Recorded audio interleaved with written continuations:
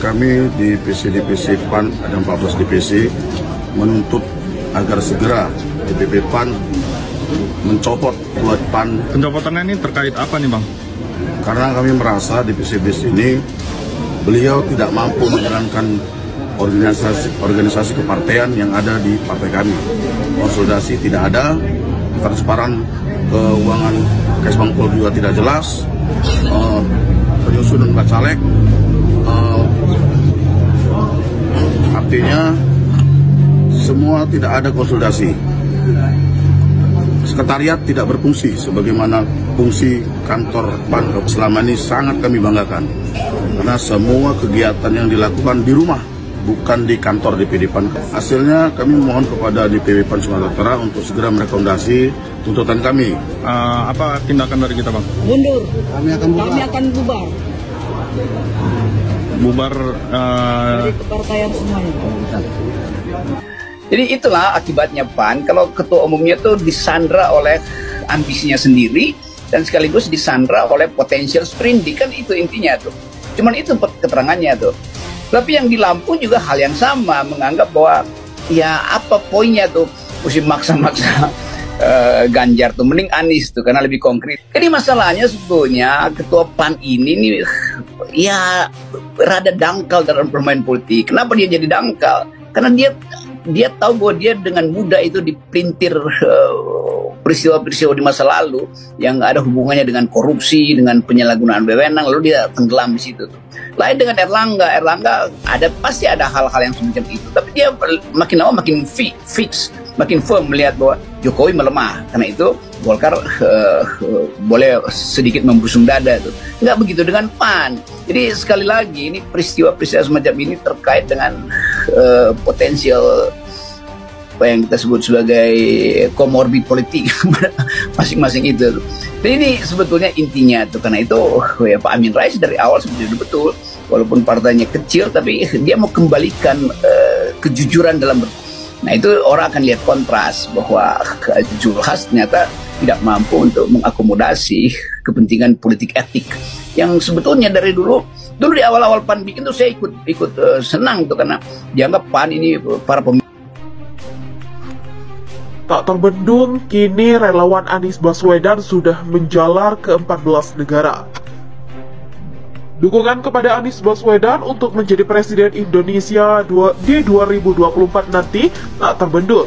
Selain di tanah air, kini sudah ada 14 negara yang mereka warga negara Indonesia menyatakan menjadi relawan Gubernur DKI Jakarta periode 2017-2022 tersebut.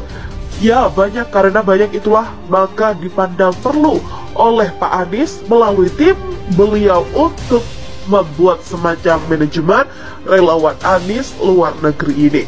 Demikian kata koordinator sahabat Anies luar negeri Agus Yunanto, dikutip dari KBA News dari YouTube Laman TV. Jadi Pak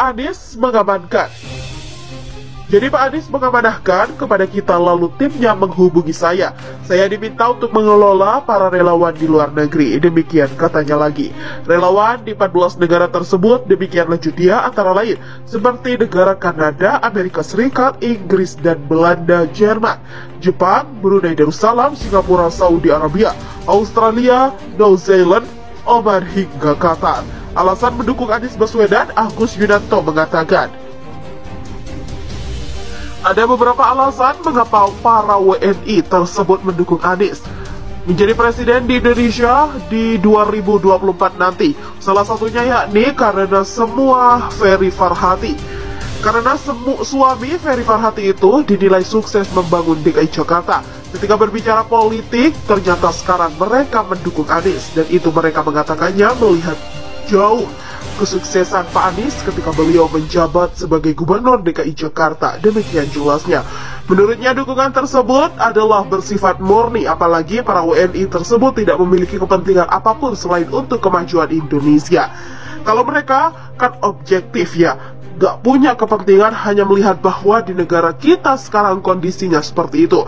Lalu seorang Gubernur DKI Jakarta yang bernama Anies Rashid Baswedan banyak sekali melakukan terobosan-terobosan, perubahan-perubahan dengan 3 tagline beliau, gagasan, narasi, dan karya. Demikian katanya. Demikian kata dia, para WNI tersebut melihat Anies Baswedan sudah memberikan bukti-bukti kinerjanya sebagai pemimpin. Jadi Pak Anies memberikan bukti, bukan janji, dan itu wujudnya ada. Demikian ucapnya. Di antaranya yang paling dibanggakan oleh para WNI, demikian kata dia, yakni Anies Baswedan membangun trotoar untuk masyarakat pejalan kaki, di mana trotoar tersebut sangat diperlukan oleh masyarakat seperti yang dibangun di luar negeri. Sedangkan untuk di Indonesia baru diperhatikan serius oleh Anies Baswedan saat memimpin DKI Jakarta.